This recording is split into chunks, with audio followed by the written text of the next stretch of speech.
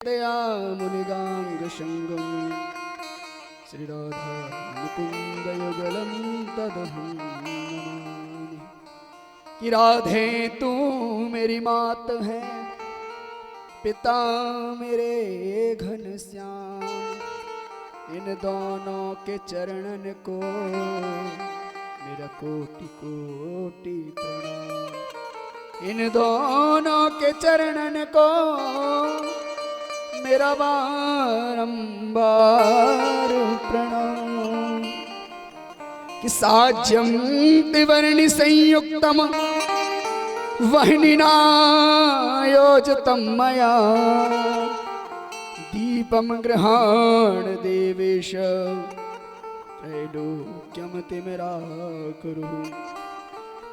भक्त्यादीव प्रयच्छामि देवाय परमात्मने, त्राहि मां निर्यात् घोरा दीपज्योति नमोस्तुते। कि दीपं ज्योति परब्रह्म दीपज्योति जनार्दन, दीपं हरस्तु मे पापः मध्याह्न दीप नमोस्तुते। हरि ओम चंद्रमा मनशोर्जातस्योः सूर्योः अजायत, श्रोत्रात् वायुश्च प्राणस्य मुखात् अग्निरजायतः।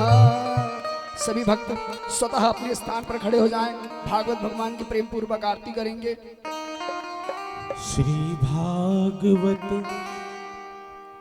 भगवान की है आरती, पापियों को पाप से है तारती। श्री भागवत भगवान की है आरती, पापियों को पाप से है तारती। श्री भागवत भगवान की है आरती, पापियों को पाप से है तारती। श्री भागवत भगवान की है आरती, पापियों को पाप से है तारती।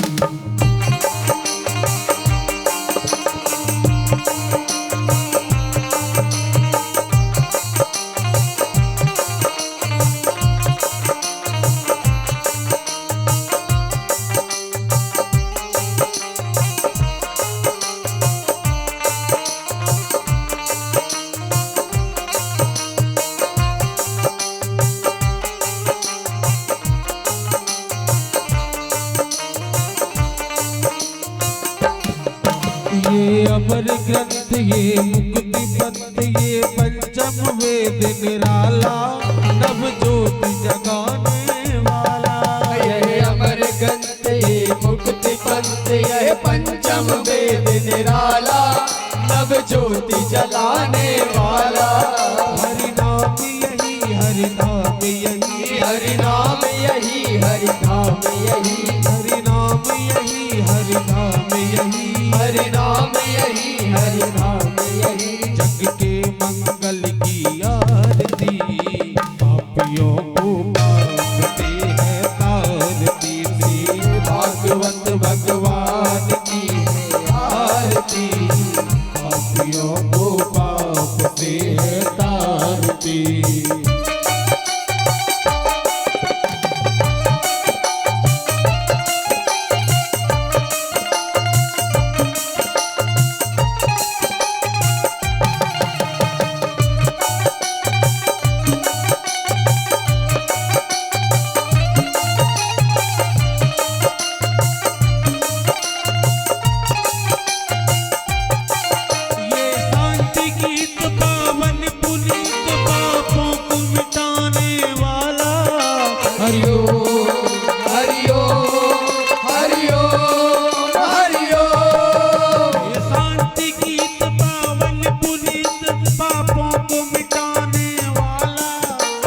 दर्द कराने वाला, यह सुख करनी है दुख हरनी, श्री मधुसूदन की आरती।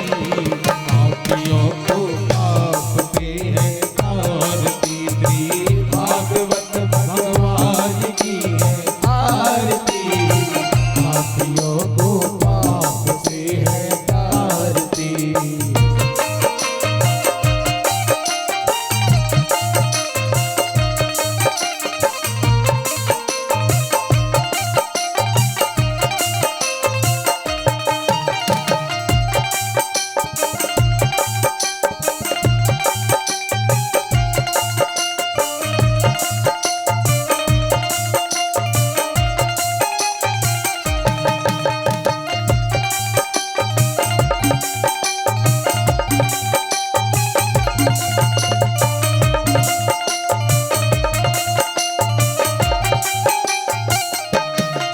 ये मधुर बोल जग फंद खोल सन्मार्ग दिखाने वाला बिगड़ी को बनाने वाला।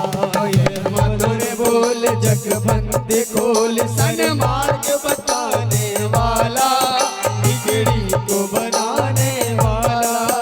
ये मधुर बोल जग फंद खोल सन्मार्ग बताने वाला बिगड़ी को बनाने वाला। यह मधुर बोल जग बंद खोल सन्मार्ग बताने वाला बिगड़ी को बनाने वाला।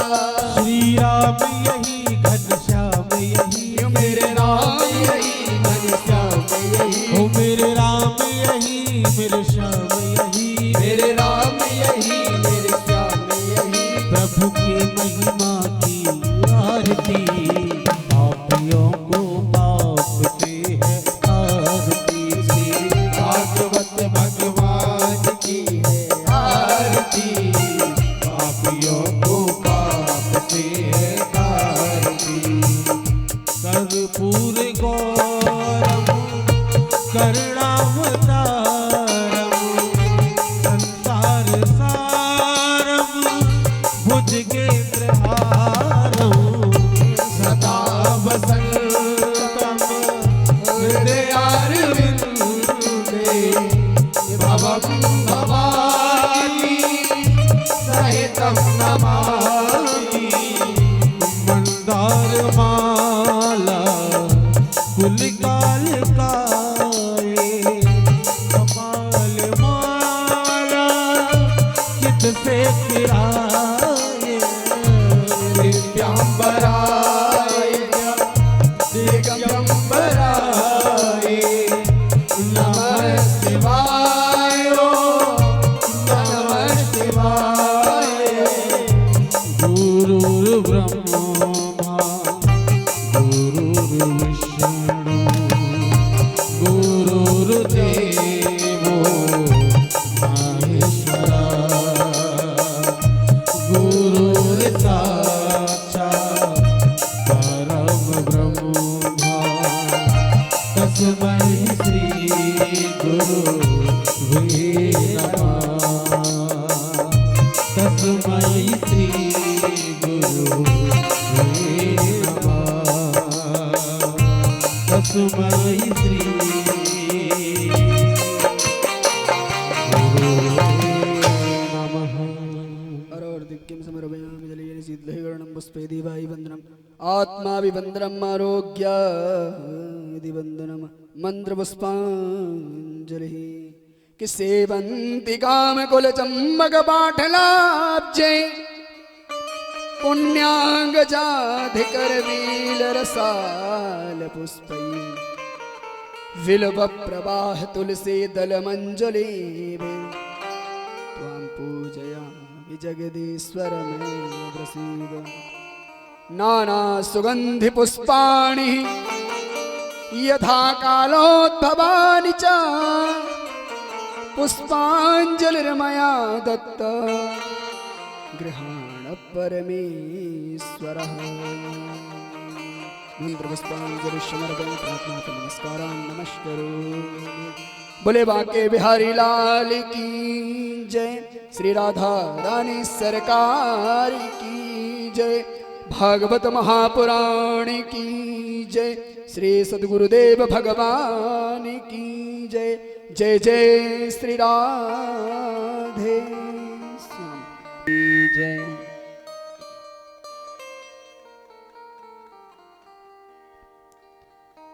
श्री गणेशाय नमः।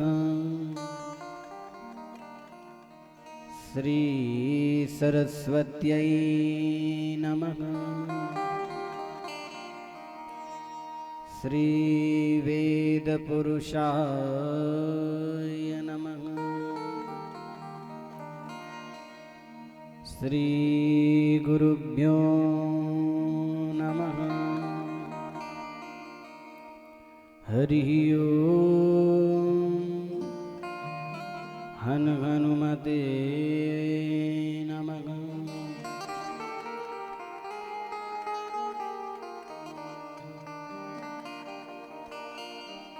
गजाननं भूतगणादिसेवितं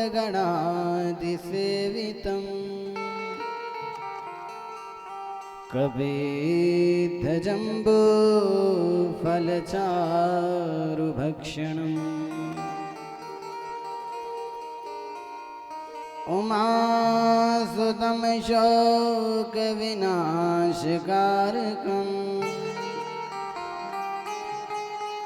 नमामि विघ्नेश्वरपादपङ्कजम्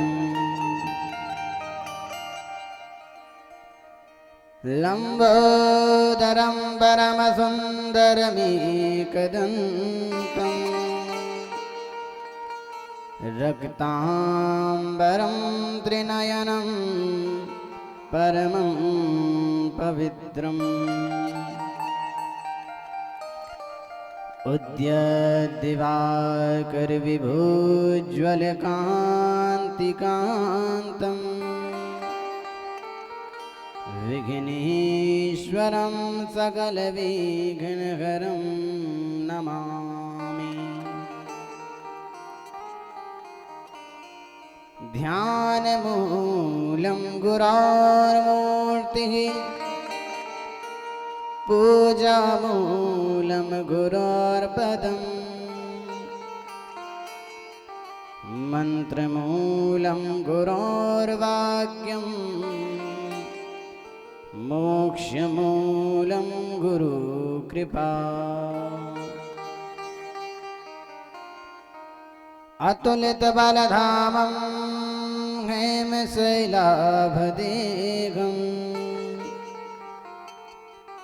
धनुजवनकृशानं ज्ञानिनामाग्रगण्यम् सकलगुणनिधानं वानराणामधीशं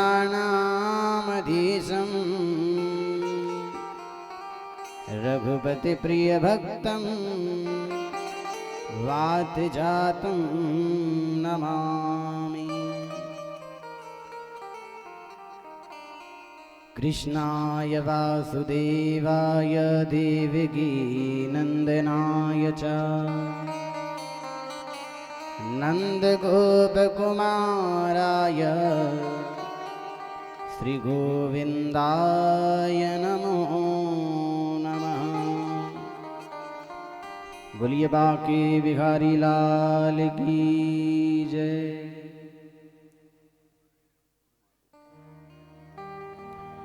परम मंगल में परात्पर अकारण करुणा वरुणालय भक्त मनवांछित कल्पतरु तृडित श्री पीतांबरधारी बालकृष्ण लाल की वांगमयी प्रतिमूर्ति श्रीमद्भागवत महापुराण।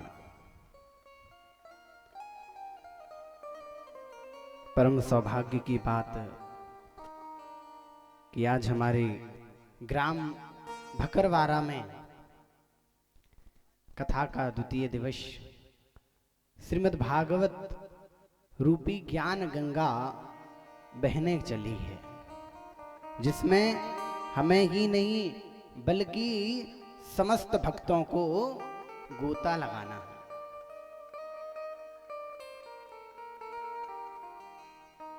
आइए कथा में प्रवेश करने से पूर्व सर्वप्रथम व्यासपीठ पर आसीन श्री हनुमंत लाल जी महाराज को कोटि कोटि प्रणाम। इस व्यास मंच पर आसीन समस्त ब्राह्मण देवताओं को कोटि कोटि प्रणाम, समस्त गंधर्व जनों को कोटि कोटि प्रणाम और YouTube एवं Facebook के माध्यम से देख रहे आप समस्त भक्तों को भी इस व्यासपीठ से प्रेम भरा राधे राधे। आइए मन और वाणी को पवित्र करते हुए कथा में प्रवेश प्रेम और भाव से।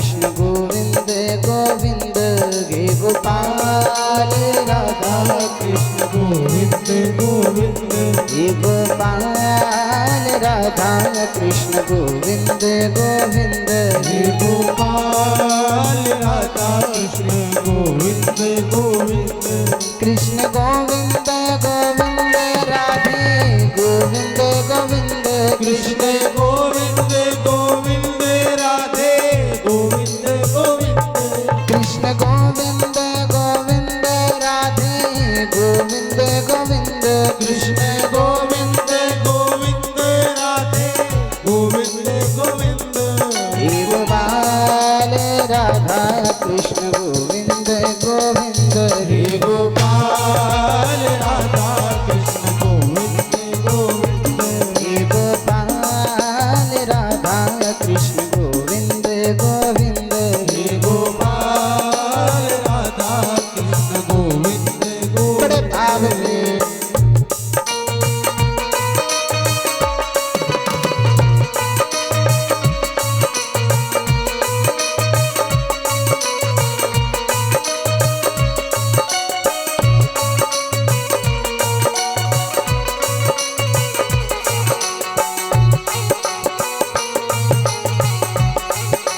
तालियों की सेवा देते हुए बड़े भाव के साथ बनवाते बिहारी लाल की जय हो।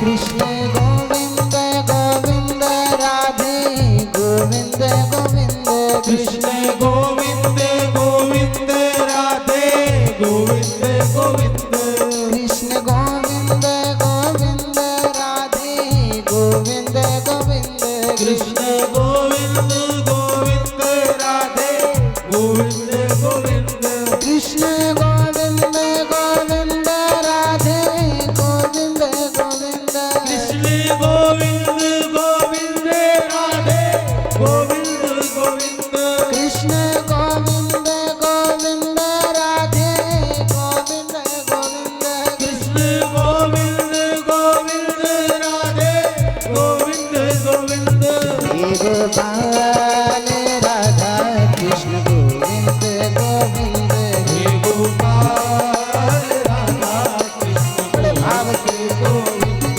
हे गोपाल राधा कृष्ण गोविंद गोविंद हे गोपाल राधा कृष्ण गोविंद गोविंद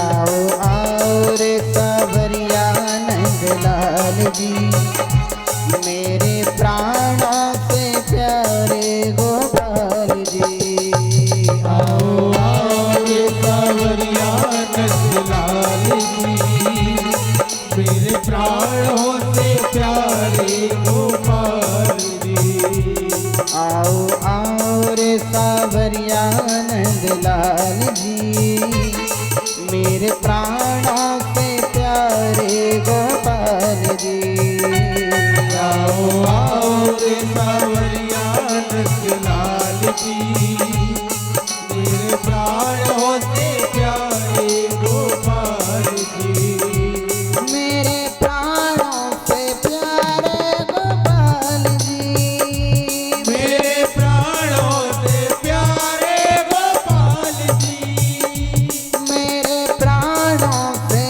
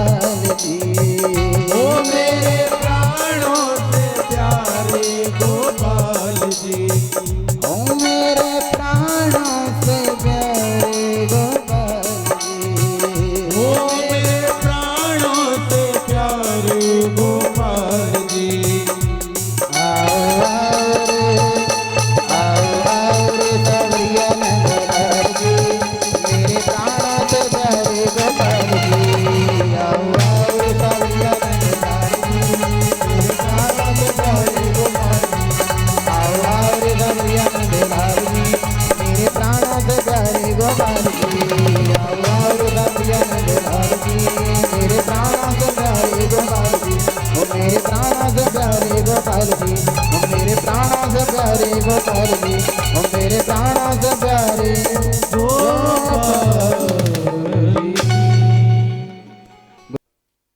नैमिषे निमिषक्षेत्रे ऋषयः सौनिकादयः सत्रं स्वर्गाय लोकाय सहस्रसममाशत्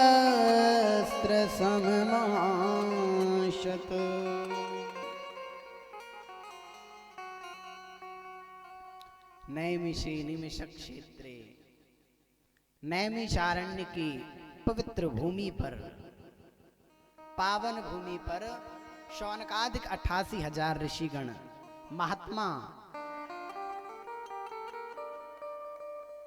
1,000 वर्ष का सत्संग चल रहा है। सहस्त्र सममास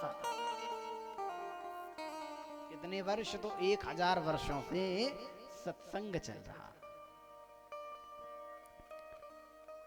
जहां एक एक निमिष का महत्व हो वही है नैमिषारण्य।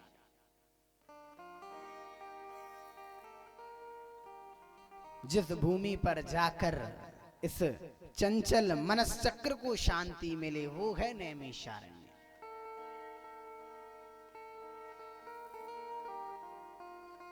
ब्रह्मा जी का भेजा हुआ चक्र भी यहीं गिरा।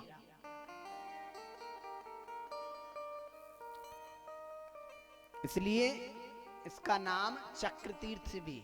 नैमिषारण्य कभी आप जाएंगे तो वहां पर चक्र तीर्थ एक स्थान है, वही नैमिषारण्य कहलाया।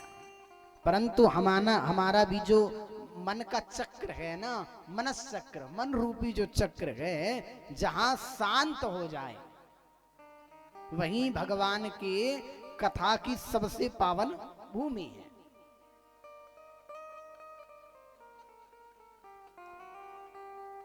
अब नैमिषारण्य तो नहीं जा सकते, रोज रोज वृंदावन भी नहीं जा सकते, लेकिन क्या वृंदावन अपने भकरवारा को नहीं बना सकते? बिल्कुल बना सकते हैं, क्योंकि भकरवारा में कन्हैया की कृपा है। इसलिए तो आज पुनः आ गए।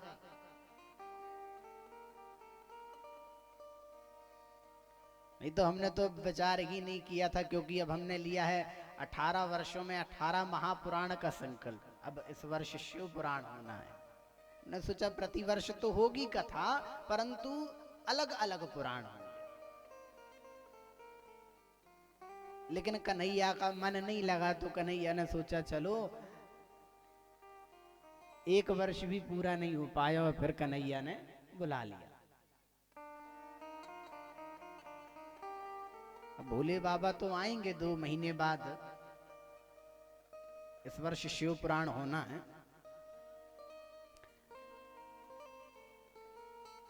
तो ये जो मन का निग्रह करना इतना सरल नहीं, पर भगवान के चरित्र इतने मधुर हैं, इस हठात जीव के मन को बड़ी सरलता से खींच लेते हैं।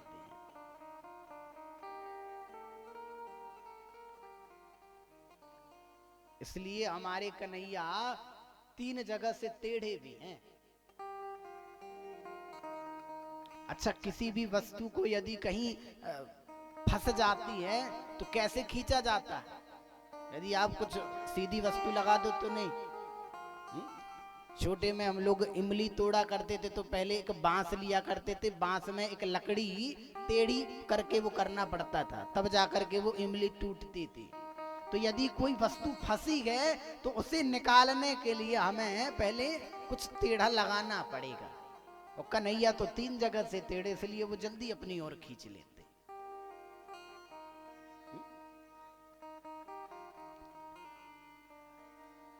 मल्लाहों के पास आपने देखा होगा मछली पकड़ते हुए, वो भी टेढ़ा कुछ अस्त्र लगाते हैं। अब उस अस्त्र का नाम तो नहीं पता। उस अस्त्र में एक जीव को लगाएंगे या छोटी सी मछली लगा देंगे, क्योंकि पहले प्राणी ऐसे तो फंसेगा नहीं, कोई भी हो, चाहे वो जीव हो और चाहे वो हम मनुष्य हो ही क्यों ना हो, पहले किसी ना किसी प्रकार का प्रलोभन देना पड़ता है, तब जाकर के जीव फंसता है।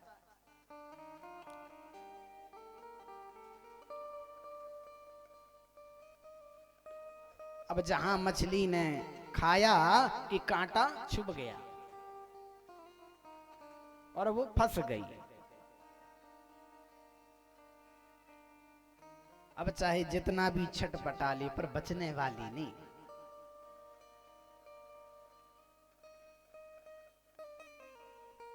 इसलिए नाम क्या है? कृष्ण। कल हमने बताया था करसति इति कृष्ण। जो जीव के मन को आकर्षित कर ले वो है कृष्ण।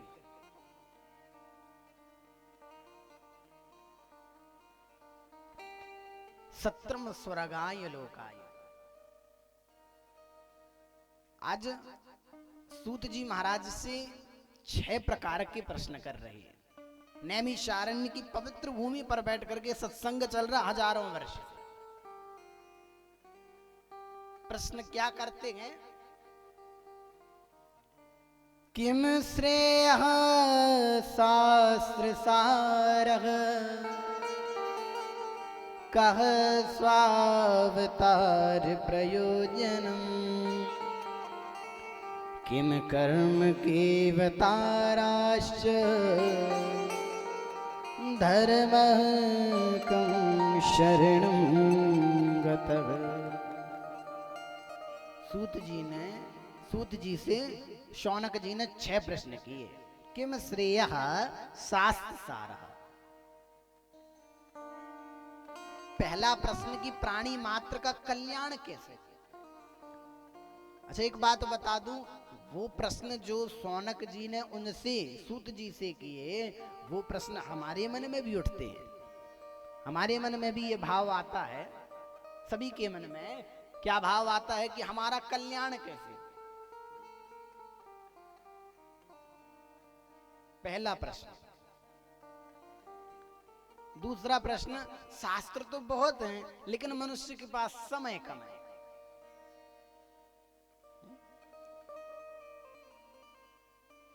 महाराज इतना समय नहीं है कि आपकी कथा को सुन सके। क्यों? काम धंधा इतना पड़ा है। ठीक है भैया, तो शास्त्रों का तो आप सार सुनाओ कि उसका पूरा निचोड़ दो।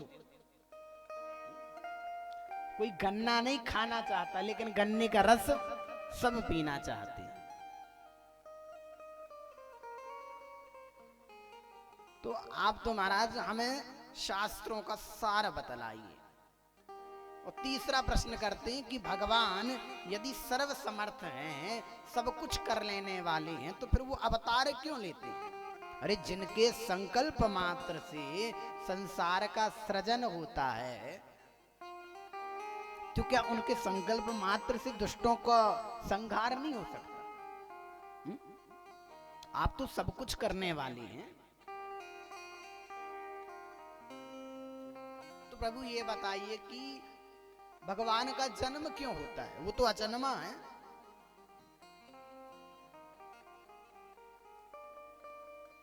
चौथा प्रश्न करते हैं कि यदि भगवान ने अवतार लिए तो कितने अवतार लिए, कहां कहां लिए, किस किस रूप में लिए। पांचवा प्रश्न करते हैं कि जीवन का परम लक्ष्य क्या है।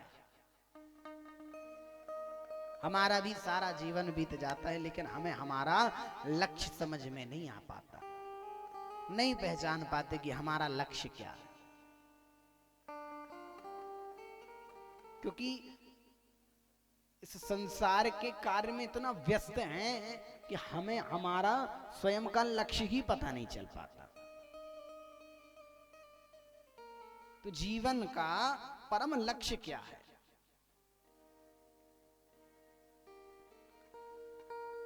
और छठवां प्रश्न किया कि भगवान धर्म की स्थापना के लिए आते हैं,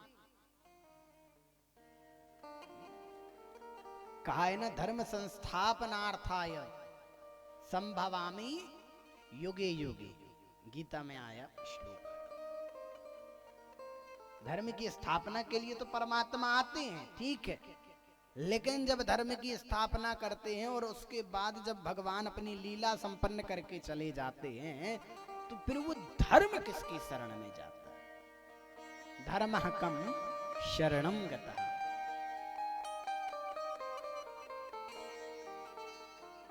स्वाभाविक सी बात है, यदि हमारा कोई मित्र है, जब तक है तब तक तो चल गया, लेकिन जब वो मित्र चला जाएगा तो फिर हम किसके साथ रहेंगे?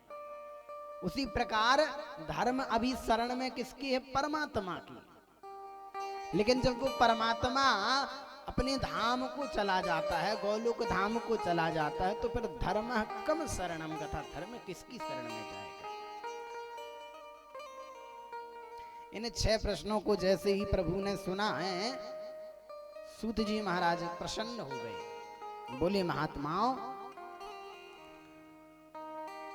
इन प्रश्नों का मैं उत्तर तो दूंगा, लेकिन सबसे पहले मैं अपने गुरुदेव का ध्यान कर लूं।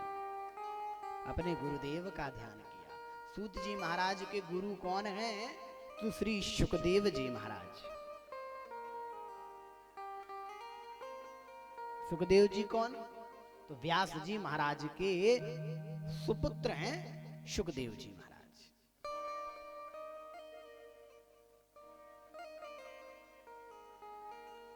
जिन्होंने जन्म लेते ही कहां चले गए? वन की ओर चले गए।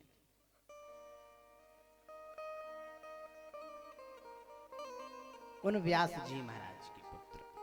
और ये व्यास जी कौन? यही हैं वो वेद व्यास जी महाराज, जिन्होंने 18 पुराणों की रचना की। एक बार की बात है, जब 17 पुराणों की रचना की, तो हम कोई भी कार्य कर लेते हैं तो कभी कभी मन में संतुष्टि नहीं होती कि हमने ये कार्य किया, लेकिन संतुष्टि नहीं हो रही, तो बेचारे असंतुष्ट बैठे हुए थे। नारद जी महाराज गए तो नारद जी महाराज ने पूछा, भैया क्या बात है, असंतुष्ट क्यों हो, इतने दुखी क्यों हो? कहते, प्रभु क्या बताऊं, मैंने 17 पुराणों की रचना कर दी, परंतु अभी भी ऐसा लग रहा है कि मैंने कुछ किया ही नहीं, मेरे जीवन में ऐसा कुछ मैंने विशेष किया ही नहीं। नारद जी महाराज ने आज चतुश्लोकी कथा श्रवण कराई। ये चतुश्लोकी क्या है? तो ये चतुश्लोकी भागवत है। पहले ये जो भागवत थी वो केवल 4 श्लोक में थी, लेकिन वेद व्यास जी महाराज स्वयं परमात्मा का ही अंश हैं, परमात्मा के ही अवतार हैं। उन्होंने कहा, अब ये 4 श्लोक में तो ये संसार समझ नहीं पाएगा, तो उन 4 श्लोकों को उन्होंने 18,000 श्लोकों में परिवर्तित कर दिया, उसे विस्तार कर दिया। 4 का कितना किया? 18,000 श्लोक। अरे ये नहीं समझ में आएगा तो ये आएगा, ये नहीं आएगा तो ये आएगा। जब विकल्प ज्यादा हो जाते हैं तो कुछ ना कुछ तो फिर समझ में आएगा। जब व्यास जी महाराज को बतलाया, बड़े प्रसन्न हुए व्यास जी महाराज, लेकिन अब विचार करते हैं कि 18,000 श्लोक तो हो गए पूरे। राधे। व्यास जी महाराज के पुत्र का जन्म हुआ, बेचारे दुखी हैं। इस बात से दुखी हैं, जब हमारे पास अत्यधिक संपत्ति हो जाती है ना, और हमारा बालक यदि घर छोड़ करके चला जाए, रूठ करके चला जाए, तो हम अपनी संपत्ति किसे दें? ये भी बड़ी विडंबना। अब व्यास जी महाराज ने सोचा, क्या करूं, किसे दूं ये संपत्ति?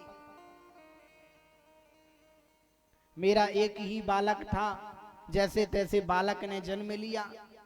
क्योंकि जो बालक था उसने 12 वर्ष तक अपनी मां के गर्भ में रही। कितने वर्ष तक? 12 वर्ष। शिशु केवल 9 महीने ही गर्भ में रहता है, लेकिन सुखदेव जी महाराज 12 वर्ष तक रहे। क्यों रहे? जब गर्भ में थे तो व्यास जी ने कहा, मां को बहुत कष्ट होता था कि अभी तक मेरे बालक ने, शिशु ने जन्म नहीं लिया, बड़ी पीड़ा हो रही है। अब विचार कीजिए कि 9 महीने में जब किसी माता को इतनी पीड़ा होती है तो फिर 12 वर्ष की अवस्था और गर्भ में शिशु है, क्या हाल होगा।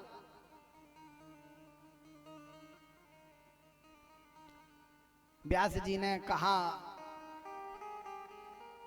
बेटा बाहर आ जाओ, तुम्हारी मां को बहुत पीड़ा हो रही, बहुत कष्ट हो रहा है।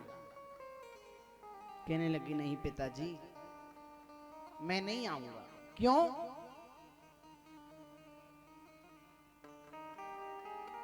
ये जो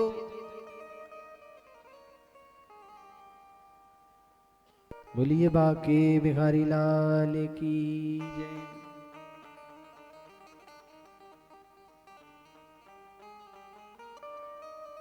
कहने लगे, पिताजी ये जो माया है ना भगवान की, ये माया घेर लेगी, और इस जब माया में मैं पढ़ूंगा, अभी तो मुझे कम से कम थोड़ा कष्ट मिल रहा है। जब शिशु गर्भ में होता तो उसे बहुत पीड़ा होती है, तो अभी मुझे कष्ट मिल रहा है तो कम से कम भगवान को याद तो कर रहा हूं। और जब मुझे कष्ट मिलना बंद हो जाएगा, मैं इस संसार के सुख में रहूंगा, तो फिर भगवान को नहीं भज पाऊंगा। क्योंकि भगवान की जो माया है कैसी है, तो रामचरितमानस में आया है, भूमि परत भाडाबर पानी, झिमी जीवई माया लेपटान। जैसे पिताजी निर्मल जल की धारा धरती का स्पर्श करते ही मलिन हो जाती है, कीचड़ बन जाती है। जब तक जल और पृथ्वी की धूल अलग अलग है तो दोनों बड़ी सुहावनी लगते हैं। जल भी निर्मल लगता है और जो धूल है वो भी बड़ी लगती है। लेकिन जब दोनों मिल जाते हैं तो क्या बन जाता है? कीचड़।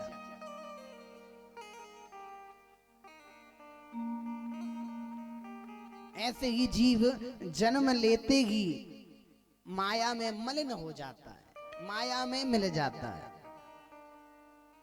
इसलिए सुखदेव जी कहते हैं कि मैं मां के गर्भ से बाहर नहीं आ सकता, नहीं निकले।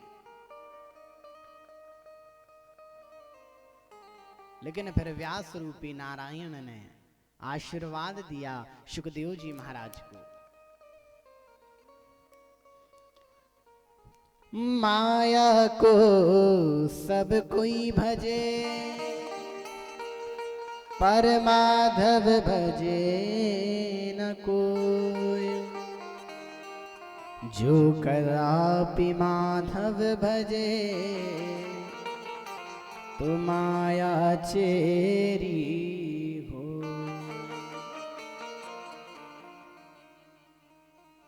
जो माधव का दास बन गया तो माया उसकी दासी बन जाती है। माया फिर उसका कुछ नहीं बिगाड़ सकती। और जो माया में नाच रहा है वह जीवात्मा और माया के बीच रहकर भी जो निर्लिप्त हो जाए,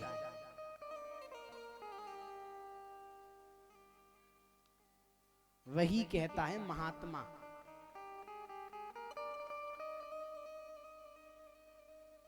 माया में जो नाच रहा है,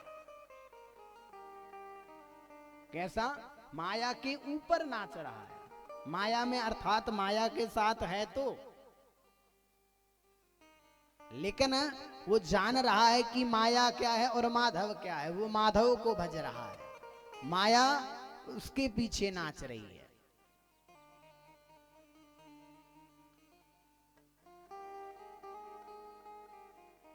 जो माया को भी अपने इशारे में नचावे वही है परमात्मा, वही है विशुद्ध सुखदेव जी महाराज।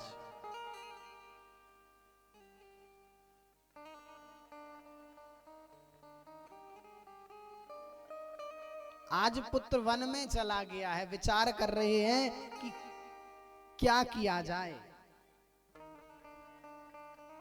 ऐसा क्या करूं कि मेरा पुत्र लौट करके आ जाए।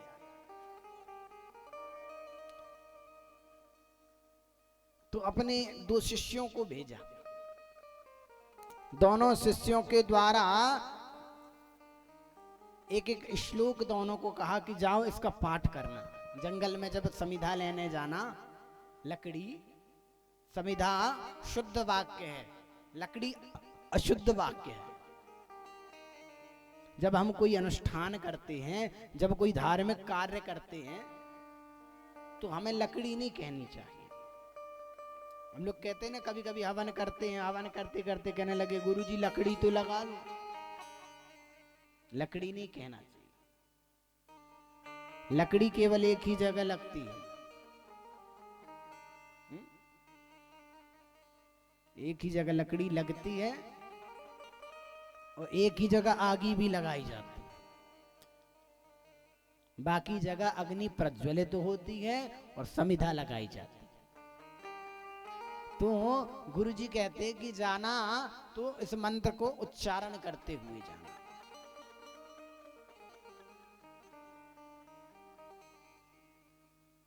जब पहला श्लोक सुना,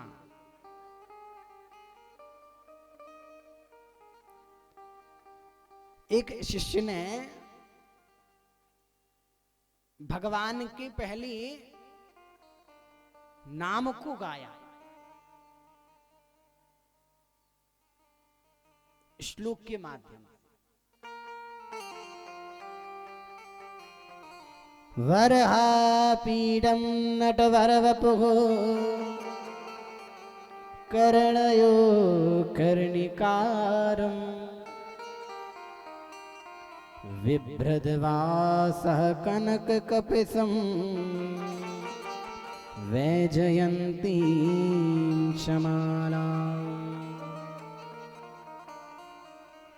रन्ध्रान् वेणुरधरसुधया पूरयन् गोपवृन्दे वृन्दारण्यं स्वपदरमणं प्राविशद गीतकीर्ति।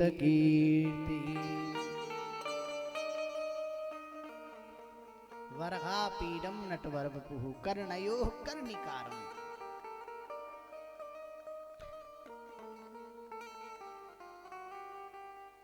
कैसे हैं? तो पहले उनके नाम को बताया, उनका स्वरूप बताया, अभी स्वभाव नहीं बताया, केवल स्वरूप बताया कि भगवान कैसे हैं। कर्णयोः कर्णिकारम, अपने कान में कनेर का पुष्प लगाते हैं। अरे बंसी बजाने वाला जो कमर में बंसी लटकाए रहता है, वो कनेर का पुष्प कान में क्यों लगाया? कर्णयोः कर्णिकारम।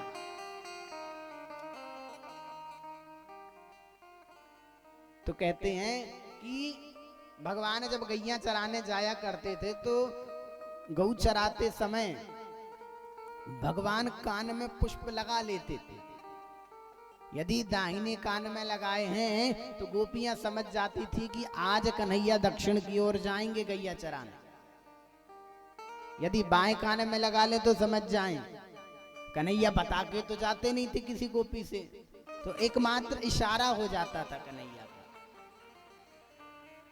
विभ्रद्वासः कनक कपिशम वैजयंतीम च मालाम।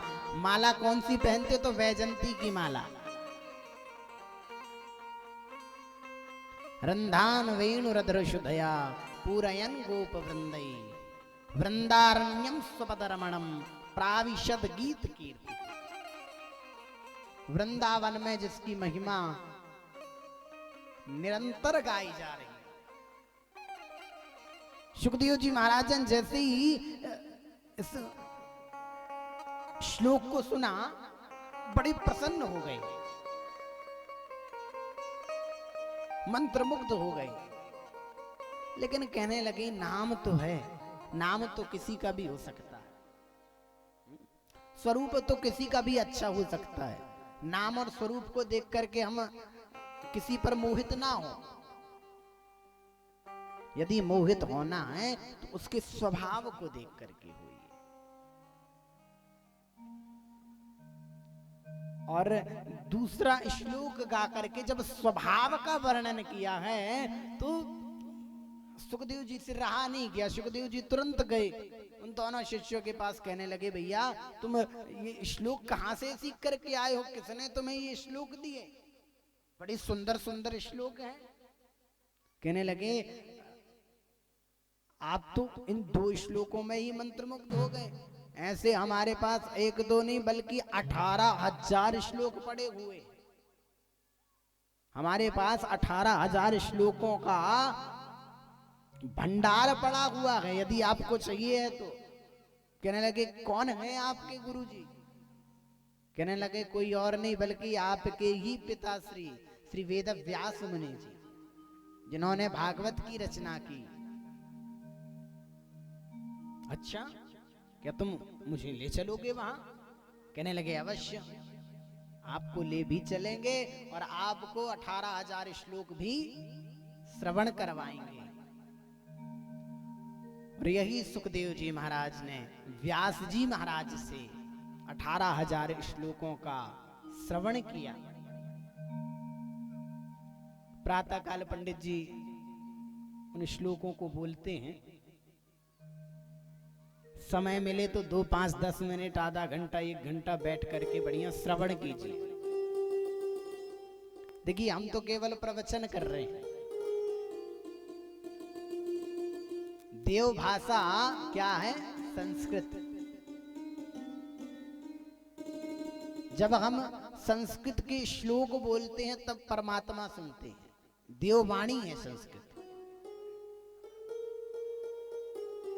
हम तो केवल उसका एक अर्थ आपको बता देते हैं भाव के रूप में। जो अनुभव परमात्मा हमें देता है, हनुमंत लाल जी देते हैं, वो अनुभव हम आपके साथ साझा कर देते हैं।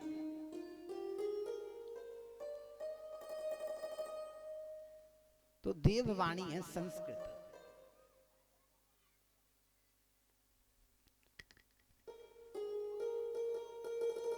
और कहने का भाव,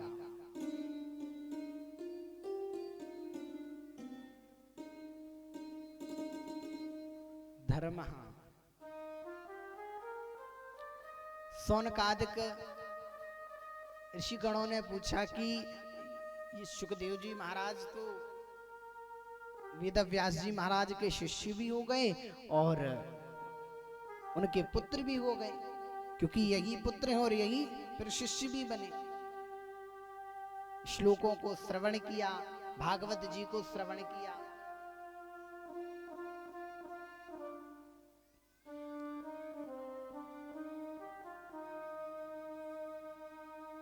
और जब भागवत जी का श्रवण किया तो उसके पश्चात कहने लगे ठीक है, ये सुखदेव जी का तो जन्म आपने सुना दिया कि ये सुखदेव जी कौन है, इनके बारे में आपने बताया।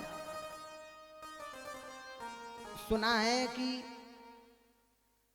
इन्हीं सुखदेव जी महाराज ने किसी राजा परीक्षित को कथा श्रवण कराई है। साप्ताहिक श्रीमद् भागवत सप्ताह ज्ञान यज्ञ उनकी मुक्ति हेतु सुनाया। कहने लगे हाँ, कौन है ये परीक्षित? कौन? आखिर उन्होंने कथा श्रवण क्यों की? क्या कारण है? कहने लगे उन्हें श्राप मिला। श्राप क्यों मिला, कैसे मिला?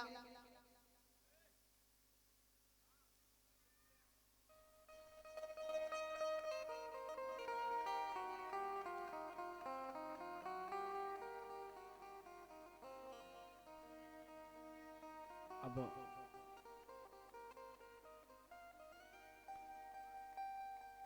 राजा परीक्षित के बारे में बतला रहे हैं।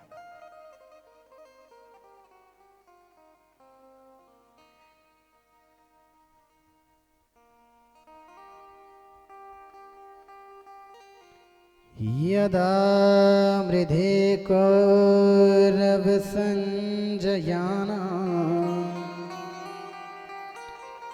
वीरेश्वतो वीरगतिं गतेषु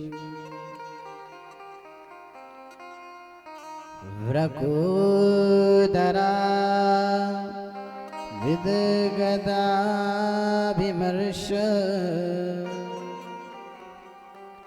भगिनोरुदण्डे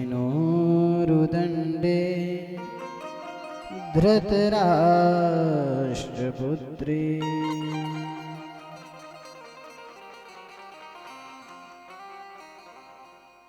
यदा मृदे कौरव संजयाना वीरेश्वतो वीरगतिं गतेषु।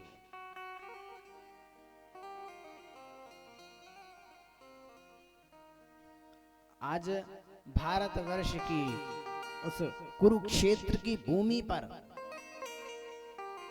दुर्योधन अधमरा पड़ा हुआ है। भगवान से प्रार्थना कर रहा है, परमात्मा से प्रार्थना कर रहा है कि मुझे मेरे प्राण इस देह से निकल जाएं। क्यों? कष्ट है।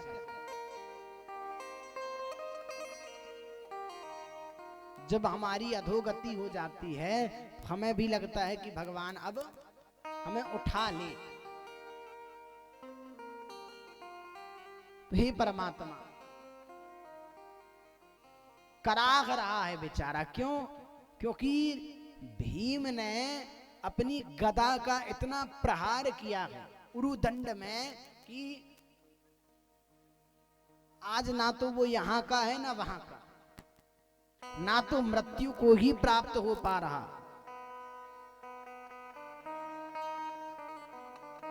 इतना कष्ट है।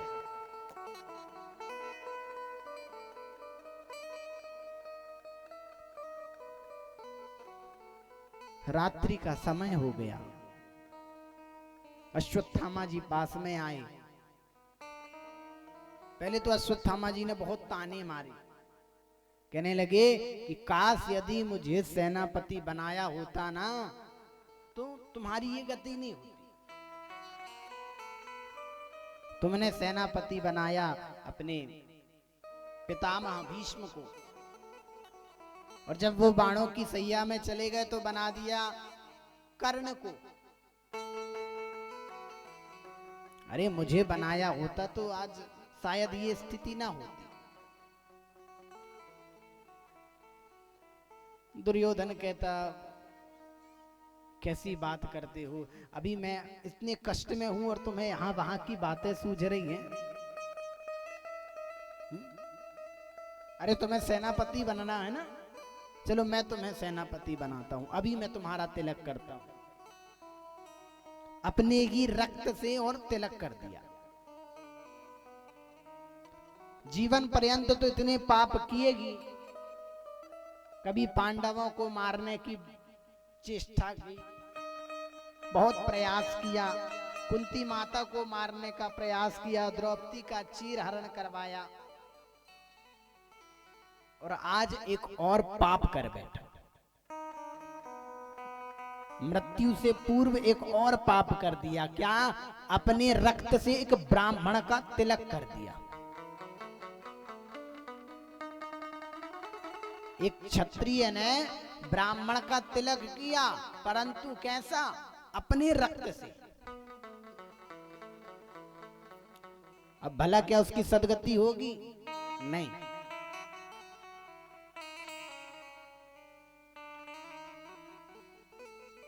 क्योंकि अश्वत्थामा ब्राह्मण, गुरु द्रोणाचार्य का पुत्र, अब जब सेनापति बना तो गर्व हुआ, अहम आ गया। अहम तो था ही, साथ ही साथ दया भी आ रही है अपने मित्र पर। जो भी हो, कैसा भी हो, मेरा मित्र है। कहने लगे, मित्र तुम्हारी इस गति को देख करके मुझे बड़ी दया आ रही है, तुम मांगो क्या चाहते हो। कहने लगे, मैं क्या चाहूंगा अश्वत्थामा, जरा विचार करो। जो हमारे शत्रु 5 पांडव और हम थे कितने, 100 भाई थे हम कौरव। हम में से आज एक भी कौरव ना बचा, एक भी ना बचा। मेरे भी कब प्राण निकल जाए इसका कोई भरोसा नहीं। और वो 5 पांडव जिनमें से एक भी ना मरा, यही सबसे बड़ा मेरे लिए कष्ट है। यदि एक भी मर जाता ना तो मुझे थोड़ा सा संतुष्टि मिलती।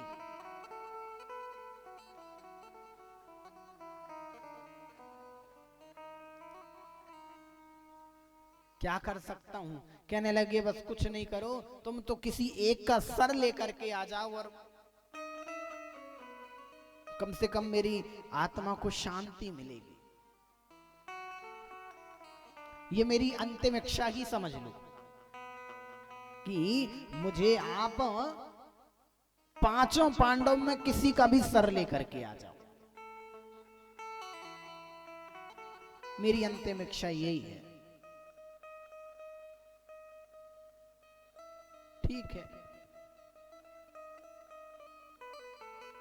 रात्रि में गया, पता चला कि पांडवों का शिविर ये है। शिविर में प्रवेश किया, लेकिन जैसे ही प्रवेश किया उसे नहीं पता था कि 5 पांडव वहां पर लेटे हैं या नहीं, क्योंकि कन्हैया को तो सब पता है। वो तो त्रिलोकी है, त्रिकालज्ञ है, वो सब कुछ जानने वाला है। कन्हैया ने क्या किया? कन्हैया ने 5 पांडवों से कहा, चलो आज तो हम युद्ध जीत चुके हैं, तो चलो चल करके भ्रमण करावें। यहां अपने बच्चों को सोने दो। 5 पांडवों के बालक, जो पांडवों की तरह ही दिखने वाले, स्वरूप भी वैसा, स्वभाव भी वैसा है, उन 5 पांडवों के सिर को धड़ से अलग कर दिया अश्वत्थामा ने। पता नहीं है अश्वत्थामा को ये 5 पांडव के पुत्र है। अश्वत्थामा को क्या लग रहा है, ये 5 पांडव ही हैं। और सर को जो है पोटली में रख करके लेकर के आ गया। प्रातः काल जैसे हुआ, देखा तो क्या देखते हैं, अश्वत्थामा तो बड़े प्रसन्न होकर के आया कि देखो, तुमने एक का सर मांगा था, मैं तो 5 पांडवों का सर लेकर के आ गया। जब हमें अत्यधिक प्रसन्नता होती है ना, तो फिर हम कुछ नहीं देखते कि हमने आखिर ऐसा कौन सा कार्य कर लिया। कुछ नहीं देखा, जाकर के झोला पकड़ा दिया, पोटली पकड़ा दी, जिस पोटली में 5 सर रखे थे। दुर्योधन भी जैसे ही पोटली से सर निकाल करके देखता है तो कहने लगा, राम राम राम राम, ये तो 5 पांडव नहीं। अरे अश्वत्थामा, तुमने ये क्या कर दिया?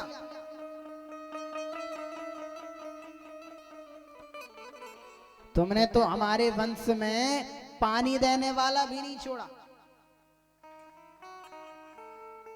अरे इन बेचारे बच्चों ने, अबूझ बालकों ने क्या किया था?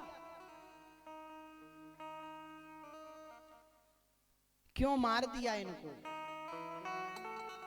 अब अश्वत्थामा ने जैसे ही देखा, अब अश्वत्थामा क्या कहे, उसे भी नहीं पता था। कहने लगे, जाओ और जाकर के भाग जाओ, इस देश को भी छोड़ करके चले जाओ। कब यदि पांडवों को पता चला ना, और पता क्यों नहीं चलेगा, क्योंकि उनके साथ तो त्रिकालज्ञ कन्हैया है, सब कुछ जानने वाला। जाओ, भाग जाओ, यदि अपनी जान बचाना चाहते हो। और यहाँ द्रौपदी मैया जैसे ही शिविर में प्रवेश करती हैं तो क्या देखती हैं? रक्त की धारा बह रही है इस शिविर से।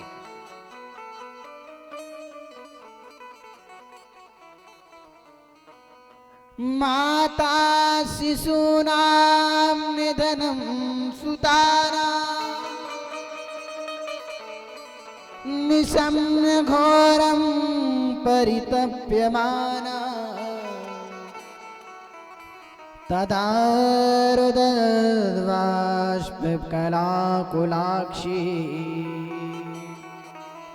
तां स्वान्त्वनयन्नाह किरीटमाली।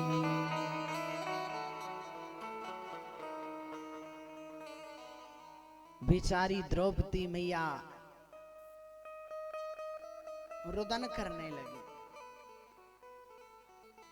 अरे जरा विचार कीजिए कि जिस माता के 5-5 बालकों की रात्रि में हत्या कर दी गई है, उस माता के साथ क्या गुजरेगी, क्या होगा उस माता का? जिस माता के पुत्र पड़े हुए हैं मरे।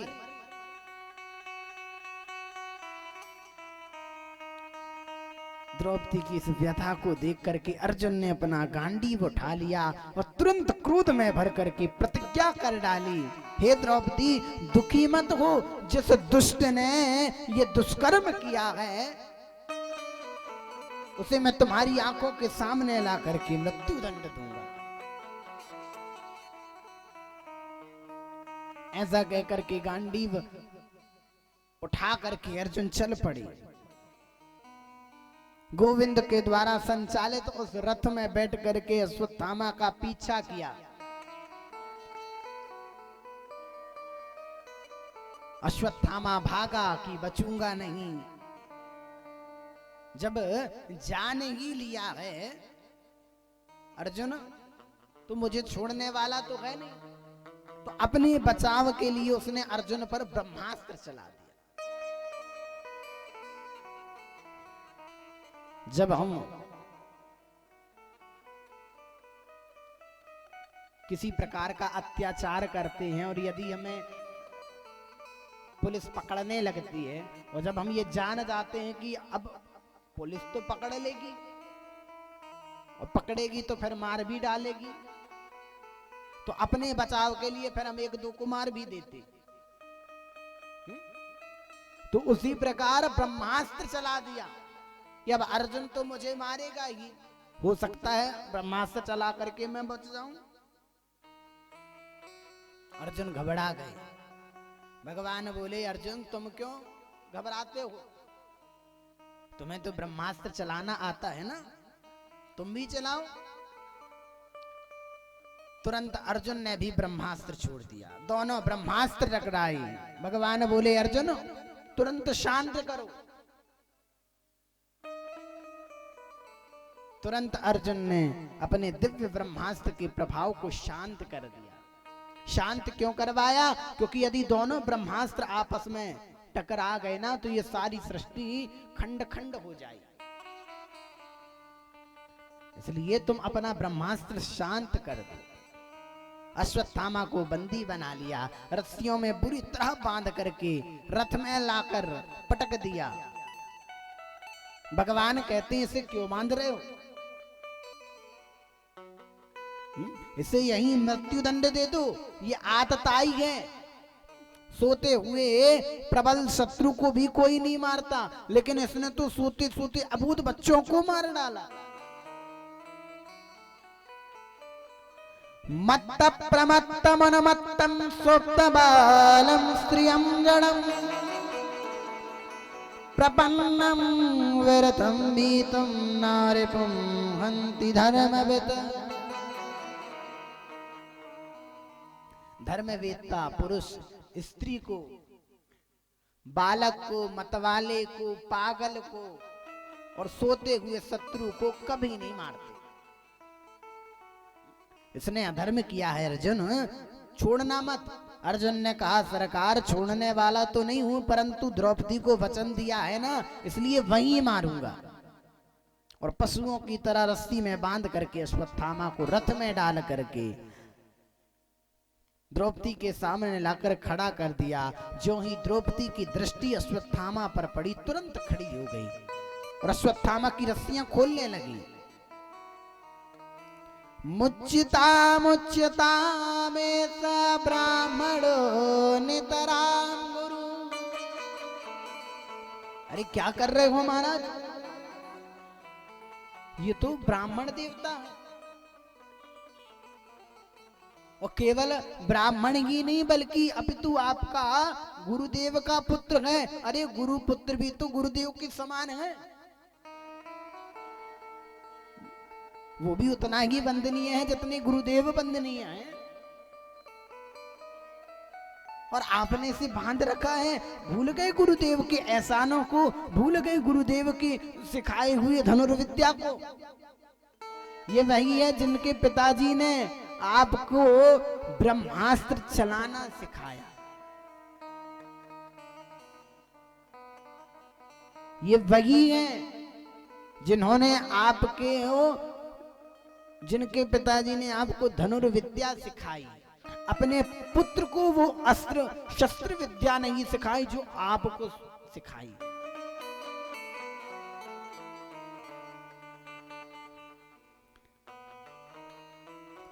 सर्वस्य धनुर्वेदः सविसर्गोपसंमयः।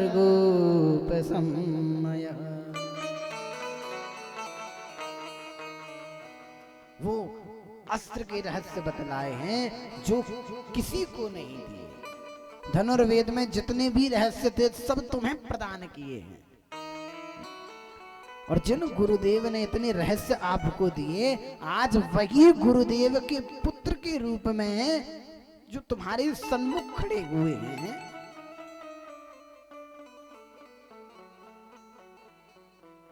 सिर झुकाया है,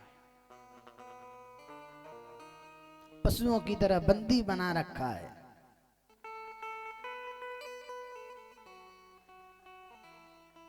अश्वत्थामा रस्सियों से बंधा नीचे सिर झुकाए हुए खड़ा है। कर्म ही इतना जुगुप्सित किया है ना कि अपने पाप कर्म के कारण वो कभी निगाह उठा करके देख नहीं सकता, किसी से आंख नहीं मिला सकता।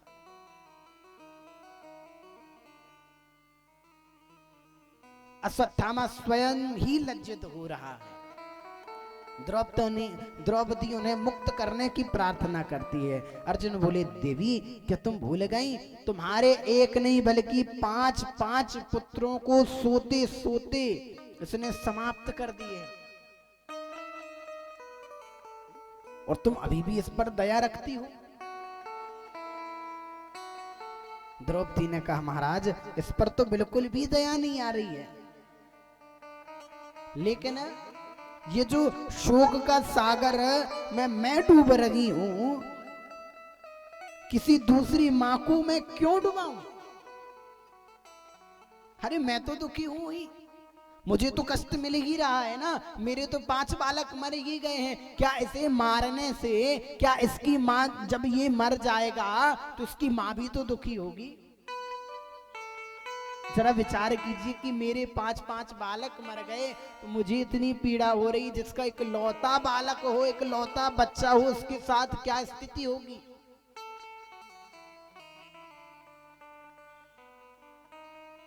मेरे पुत्र नहीं तो कम से कम पति का अवलंबन प्राप्त हो, परंतु इनकी मां की कृपा, इनकी मां जिनका नाम कृपी, जिनके पति द्रोणाचार्य जी महाराज आज भगवान के धाम में चले गए, बेटे का सहारा लिए बैठी है उसकी मां। यदि इसे भी आप समाप्त कर दोगे तो तुम्हारी गुरु माता पर क्या बीतेगी, जरा विचार किया है? वो तो बिल्कुल असहाय हो जाएगी। मारो दीदस्य जननी गौतमी पति देवता यथागम मृतवत्सारता रोदीम्यश्रुमुखी मुहु। धर्मराज युधिष्ठिर भी कहने लगे, द्रौपदी उत्तम वचन कह रही है, उचित कह रही है। उन्होंने तुरंत आदेश दिया, अर्जुन द्रौपदी बिल्कुल ठीक कह रही है, जैसा भी हो ब्राह्मण है, गुरु पुत्र है, हमारे लिए सर्वदा वंदनीय है, इसे मारना नहीं। अब भीमसेन की आंखें टेढ़ी हो गई, गदा संभालने लगे, अरे तुम सब छोड़ भी दोगे तो मेरी गदा से ये छूटने वाला नहीं है, कदापि इसे जीवन दान नहीं मिल सकता। अर्जुन बोले, भैया मैं भी वचनबद्ध हूं, मैंने भी द्रौपदी के सामने प्रण किया था, इसलिए मैं भी छोड़ने वाला तो नहीं। अब लेकिन बड़ा भारी द्वंद खड़ा हो गया, द्वारकाधीश प्रभु मौन खड़े हुए, सब कुछ सुन रहे, देख रहे हैं, विचार कर रहे हैं। जब बात ज्यादा ही उलझते जा रही है, तब अर्जुन द्वारकाधीश के पास जाकर के कहते हैं, बोले सरकार आप क्यों मौन खड़े हुए, आप भी तो कुछ बोलिए।